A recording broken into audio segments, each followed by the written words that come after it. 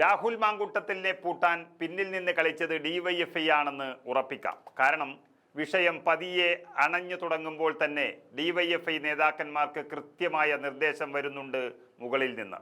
വേറൊന്നുമല്ല, ഈ അവസരം മുതലെടുക്കണമെന്നും രാഹുൽ മാങ്കൂട്ടത്തിലിനെ കൊണ്ട് രാജിവെപ്പിക്കണമെന്നുമാണ് നിർദ്ദേശം വരുന്നത്.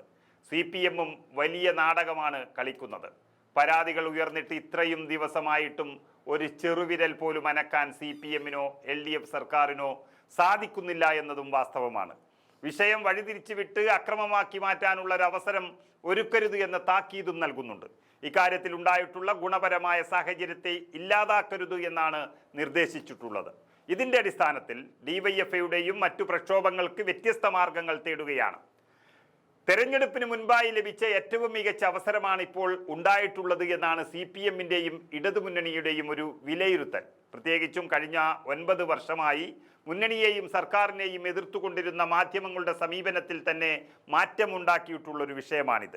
അതുകൊണ്ട് തന്നെ ഇത് കയ്യിൽ നിന്നും വിട്ടുപോകുന്ന ഒരു പ്രവൃത്തിയും ആരുടെ ഭാഗത്തു നിന്നും ഉണ്ടാകരുത് എന്നവർ പറയുന്നു.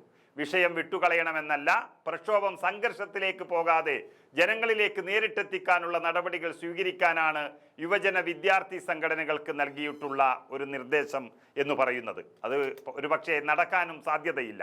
പൊതുജനങ്ങൾക്ക് ഈ വിഷയത്തിൽ തീരെ താല്പര്യമില്ലാതിരുന്നിട്ടും വീണ്ടും വീണ്ടും CPM യുവജന സംഘടനകളെ ഇറക്കി വിടുന്നതിന് പിന്നിൽ രാഹുൽ മാങ്കൂട്ടത്തിൽ എന്ന നേതാവിനോടുള്ള ഭയപ്പാട് ഒന്നുകൊണ്ട് മാത്രമാണ്.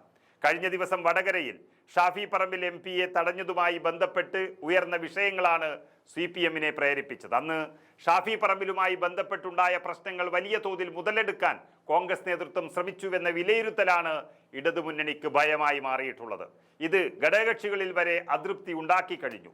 അതിൻ്റെ കൂടി പശ്ചാത്തലത്തിലാണ് ജാഗ്രത വേണമെന്ന നിർദ്ദേശം CPM നേതാക്കൾ നൽകിയിരിക്കുന്നത്. വടകരയിലെ പ്രതിഷേധത്തെ ഷാഫിയും കൂട്ടരും വഴിതിരിച്ചു വിടുകയായിരുന്നു എന്നാണ് DYFI പറയുന്നത്.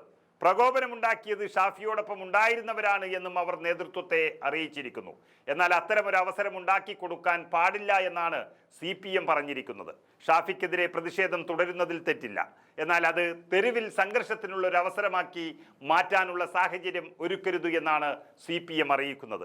അതേസമയം നിയമപരമായ നീക്കവും ശക്തിപ്പെടുത്താനാണ് സർക്കാരിന്റെ തീരുമാനം. സ്ത്രീകളുമായി ബന്ധപ്പെട്ട് ഉയർന്നുവരുന്ന ആരോപണത്തിന് പുറമെ വ്യാജരേഖ ചമക്കൽ കേസും ശക്തമാക്കിയാണ് CPM രാഹുൽ മാങ്കൂട്ടത്തിന് വാരുക്കിഴി ഒരുക്കുന്നത്.